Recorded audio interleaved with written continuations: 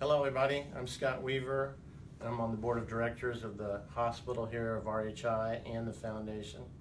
And we're back for another good interview. We have two interviews here.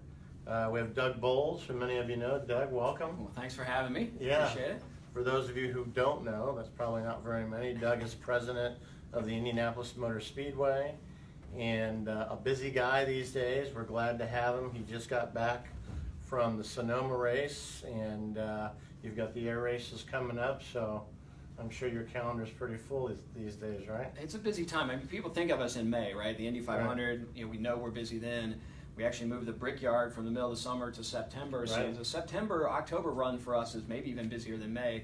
With that, we had the LPGA tournament and then got the air race in a couple weeks. So a lot of things going on at the Speedway. Yeah, it's fun. It's always fun to get out there. IMS has been a great corporate partner with RHI. We actually work together with them on some ADA enhancements as they continue to enhance their facilities. Of course, they only have 2.5 miles of area to maintain, right? A 1,000-acre campus. People don't think about 275 of those acres are inside the racetrack, and it's a 109-year-old facility. And when they built it, they didn't think about folks with disabilities or challenges getting around. So you guys were very helpful in us as we started thinking about how do we begin to make the experience better from our customer, not just in seats, but when you're parked. How are we parking and making sure that transition from your car to your seat doesn't include a whole bunch of grass and gravel and curbs and some of the things that as a person without a disability we aren't always thinking about. So when we bring somebody like RHI alongside us, you guys have the experience and the ability to help us see a wider scope than we might have seen on our own. We got a long way to go, but the great thing about this community is we've got folks like RHI who just basically in the shadow of the Speedway can help us work through some of those challenges. Well, and I've noticed that you've been out there this year. You've got greater parking accessibility, clothes, great seating up in some of the higher areas, the improvements to the elevators, and also the shuttles that can now pick people up that are in wheelchairs, so that's great. So before I let you do your interview, I did want to talk to you about a personal experience that we just found out about. So not only is RHI important as it may relate to obviously your business, because unfortunately drivers get into accidents and those accidents lead to rehabilitation. We've had a few through here over the years, but if you don't mind sharing your personal family experience with us. Sure. And you're right. I mean, in the racing business, I think one of the great things, especially on the IndyCar side, is drivers don't worry about getting injured.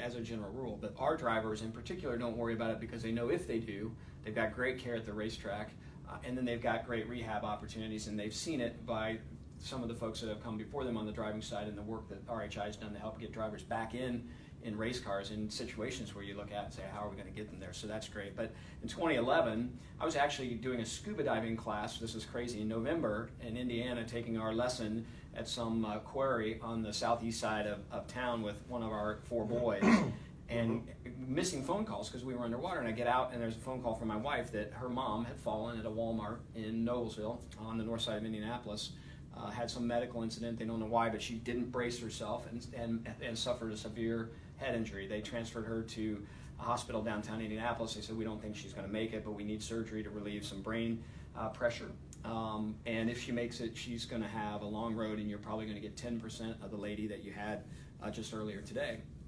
So we went through a lot of things between Thanksgiving and Christmas there, and then right before Christmas, Ruth Ann came over here to RHI. She's 90 years old now. It's 7 years later. It's remarkable to see the progress that she made. And when she came from the hospital to here, after a few weeks in the hospital, she still didn't even know who I was. So we were beginning to believe that she was not going to be the person that we knew beforehand. And over a period of time, through the processes here, the care at RHI, she has made a remarkable recovery, was living in an independent place on her own. We've just moved her into our house at 90 years old within the last few months, but doing fantastic. And a lot of that really we attribute to just the great care and the patience and the understanding that the nursing staff and the doctors here have for those challenges, and helping not only get them through it, but also counseling families on how you can support and what you can expect and what you need to do when you bring these people home and transition them back.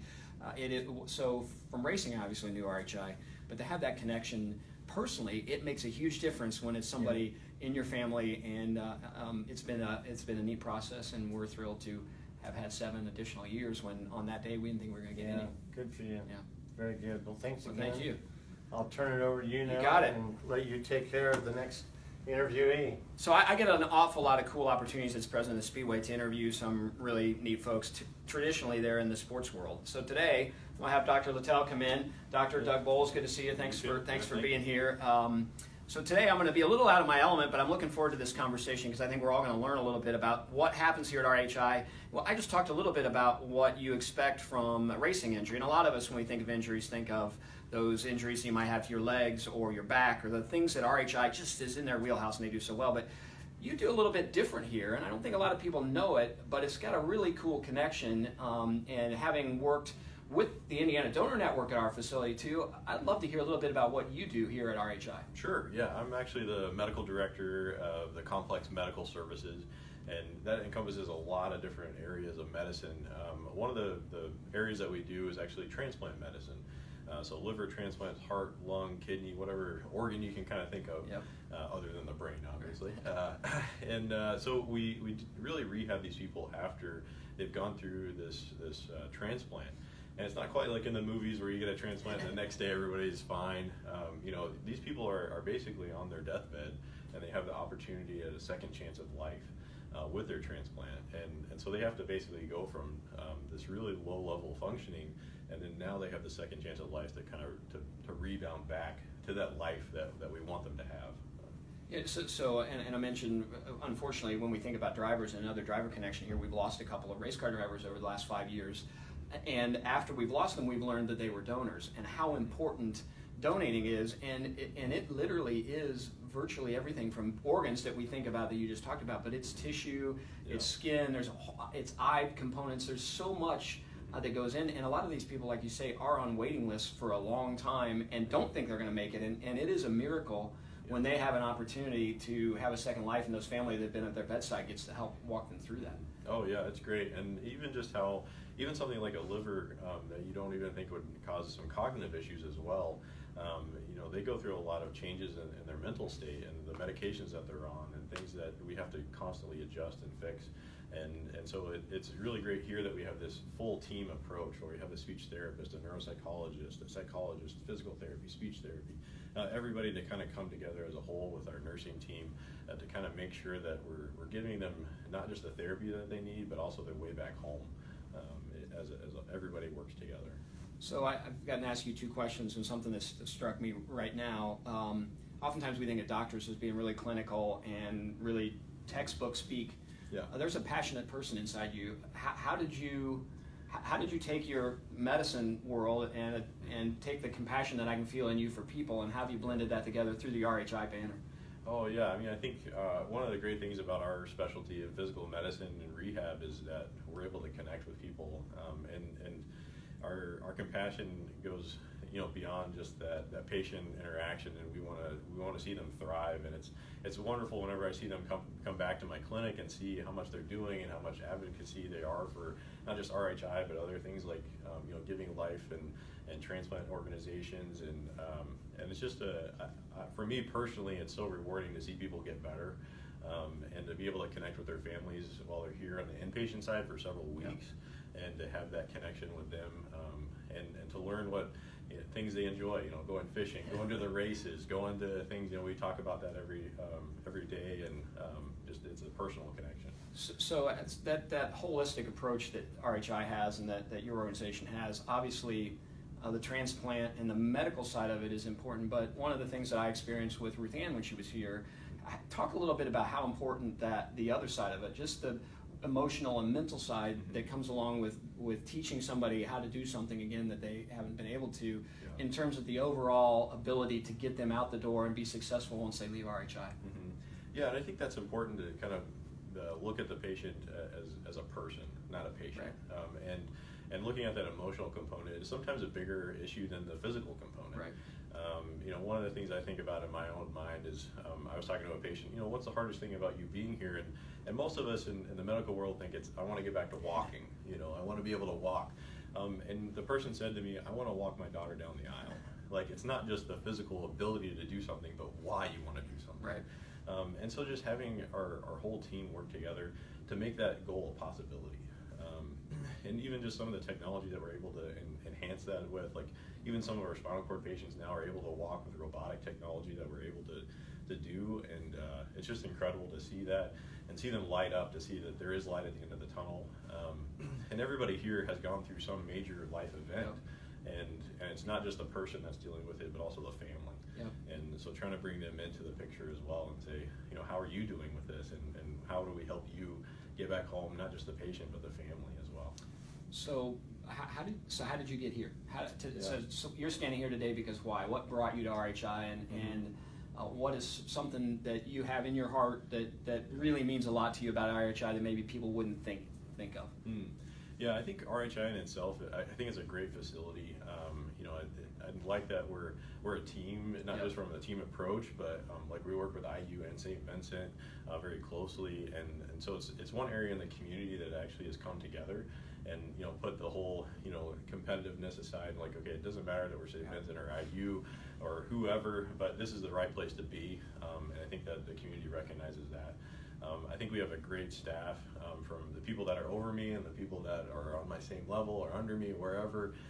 You know, I think everybody has the right attitude to be here, and I could see that when I came to interview, and that this was a place that people wanted to be. Yep. And even the patients wanted to be here, and so I think that it's a great opportunity to be in a place that people want to be in. You know, we talk a lot about racing and sports, and this community is such a sports community. But we're successful not just because of an individual all-star, but we're successful because of the entire team culture.